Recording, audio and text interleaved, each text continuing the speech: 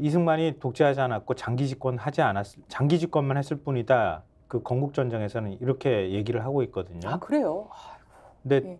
4.19혁명 직후에 이승만 동상 다 끌어내리고 파괴하는 거 그거 어떻게 얘기해야 되지? 그러게요. 이승만 자기 우상화를 했거든요. 그래가지고 전국 곳곳에 이승만 동상이 엄청나게 많았어요. 그 4.19혁명 때 4.19혁명 하고 난 다음에 다 그 동상 때려 부신 거예요. 이제 전 세계에서 민주주의 국가에서 민주주의의 어떤 지도자가 자기 동상 이렇게 쫙 만들어 놓고 그러는 나라가 있어요? 주로 그리고 부셔지는 그렇게 막 파괴되는 동상들은 독재자의 동상이 파괴되죠. 그러니까 그렇죠. 그런 현상들이 나타났다는 거예요. 그 이승만 스스로가 자기 우상화를 했다는 뜻이에요. 그거는 혹시 영화 제가 안 봐서 모르겠는데 나왔는지 모르겠는데 부산 정치 파동, 4.4 5.18 예. 이런 재헌헌법이 만들어진 4년 차 그리고 6년 차에 이승만 본인의 장기 집권을 위해서 헌법을 2차례나 뜯어고쳤고요. 이런 모습들을 보인 사람이 어떻게 독재자가 아니라고 얘기할 수 있겠느냐 이런 부분들에 대한 반론도 사실 좀 펴고 있고요. 근데 이게 말하면 정말 입 아픈 얘기들인데 제가 오늘 보고 엄청 화가 났던 게 조선일보에 박은주 칼럼이 있어요. 네. 예. 근데 저 이 칼럼 중에서 최근에 본 칼럼 중에서 그 한 줄 한 줄마다 화가 나는 칼럼은 정말 처음이었어요. 그러니까 이게 참 이 보수에서는 이승만을 어떻게 인식하고 있을까 이걸 엿보고 그다음에 건국전쟁을 보수 쪽에서는 왜 이렇게 격하게 환영하고 있을까 그 의도가 엿보이는 칼럼이 아닐까 싶어서 예. 그 칼럼 내용을 일단 제목만 말씀드리면요. 그들이 이승만을 덮쳤을 때 덮쳤을 때. 이승만을 예. 덮쳤대. 왜 이승만을 덮쳤다고 표현하지 이 사람은? 예. 원래 문화부장이었기 때문에 그런가? 좀 이해가 잘 안 되는데요. 그들이 누군지 한번 이제 글 속으로 한번 들어가 보죠. 근데 어찌됐든 그 수천만 국민이 50년 넘게 가스라이팅을 당했다고 이렇게 표현을 해요. 예. 그러니까 뭐냐면 이승만 악마화를 바로잡는 게 바로 건국전쟁이다.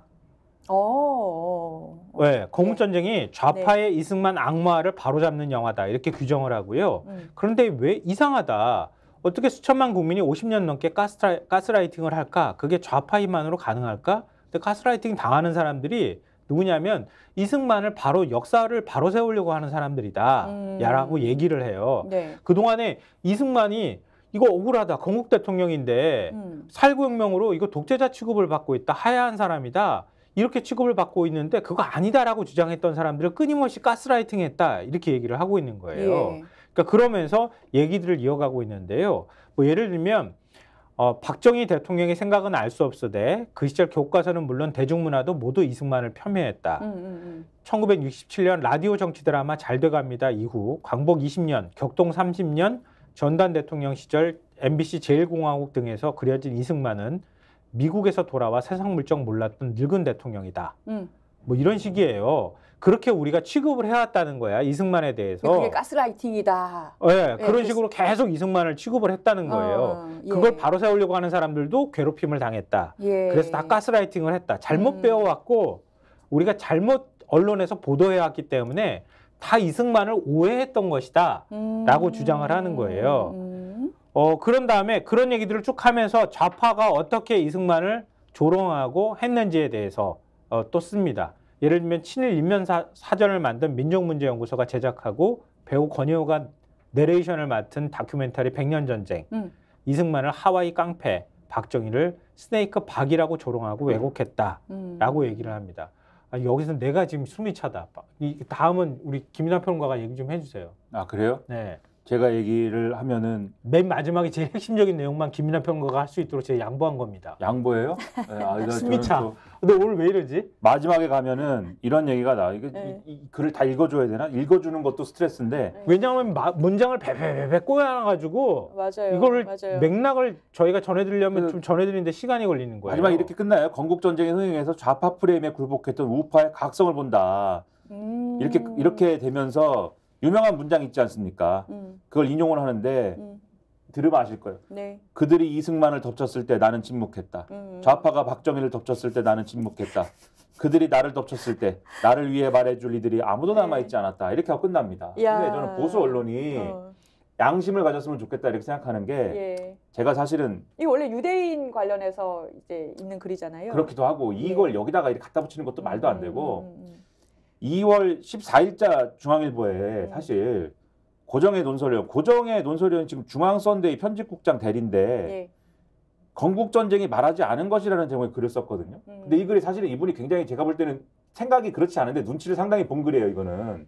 그 내용을 다 설명하는 시간이 없기 때문에 핵심만 말씀드리면 이승만 전 대통령에 대한 공과가 엇갈리는 건 사실인데 그러면서 공과에 엇갈리는 얘기를 좀 한 다음에 뭐라고 했냐면은 건국전쟁은 다큐멘터리라서 그 내용이 진실이라고 여기는 이들이 많다. 그런데 엄밀하게 보면 취사 선택한 사실의 나열이다. 상당 부분 맥락이 소거된 채다. 덕분에 이전 대통령의 공은 크게 증폭됐고 관은 크게 축소됐다라고 여기 쓰고 있어요. 그 다음에 마지막 뭐라고 쓰냐면 다큐의 엔딩 크레딧이 올라갈 무렵 극장 곳곳에서 울음소리가 들리고 박수가 터져나왔다. 우리 정상은 아니다.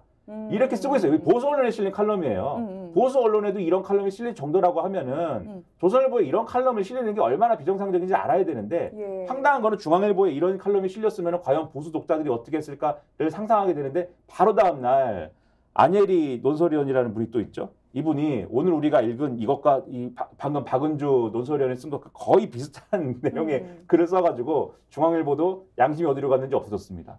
이게 보수 언론에서 일어나는 일이다 지금. 아니, 근데 아까 박은주 그 부국장이 쓴 칼럼 내용 중에 아주 흥미로운 대목이 하나 더 등장해요. 그러니까 그거는 이걸 어떻게 설명을 해야 되지? 하여튼 제가 한번 소개를 해드릴게요. 들으신 다음에 얘기를 해주세요. 그 아까 그 말미 부분에 마지막 부분을 김민하 평론가가 얘기를 해줬잖아요. 그 바로 전달락에 이런 게 나와요. 이게 저는 의도라고 생각하는데 조선일보와 이영훈 같은 학자들이 이승만 재평가를 여러 차례 시도했지만 그를 돌무점에서 꺼내지 못했다. 그람 이승만이라는 거예요. 보수 정치인이나 엘리트 중에 이승만을 존경한다고 공언한 이는 드물다. 겁 많고 게으른데 손해는 보기 싫어 못 본 척 던져버린다. 보수는 흠결에 흠자만 나와도 바로 선절한다. 정말 보수는 깨끗하다는 얘기예요. 그 다음 반일 종족주의 저자 이영훈 교수 연구실에 찾아가 친일파 XX라며 주먹을 휘두른 세력이 지난해에는 친북 목사 팔뚝에 몰카를 심어 대통령 부인을 도찰했다. 너무 예의 김건희 문제를 슬쩍 끼워넣죠. 그리고 난 다음에 전향한 운동권으로 우리 경제사를 가장 실증적으로 공부한 우파학자 이영훈이 서울의 소리에 당할 때 보수는 슬그머니 그를 손절했다. 이영훈에 대해서 이렇게 얘기하는 게 제정신인가 싶어요. 저는 반일 종족주의 저 진짜 꾹꾹 눌러가면서 그 책을 다 읽었거든요. 저도 정말 화났지만 샀어요. 사서 읽었죠. 거의 식민주의 사관을 넘어서는 구구 사관을 넘어서는 역사 왜곡을 하고 있는 거거든요. 맞습니다. 그냥 일본군 위안부를 그냥 매춘부라고 얘기하는 사람인 거예요. 우리도 다 조선시대에 공창이 있었지 않았냐 이렇게 주장하는 사람이에요. 그 사람을 조선일보 부국장이라는 기자가 이런 식으로 얘기를 하고 칭송하고 있다는 거예요. 스픽스는 말하는 언론입니다. 대세는 유튜브, 그중에서 스픽스. 좋아요, 댓글, 구독, 알림 설정. 여러분이 저희를 사랑해 주시고 우리가 여러분을 사랑하는 4가지 방법입니다.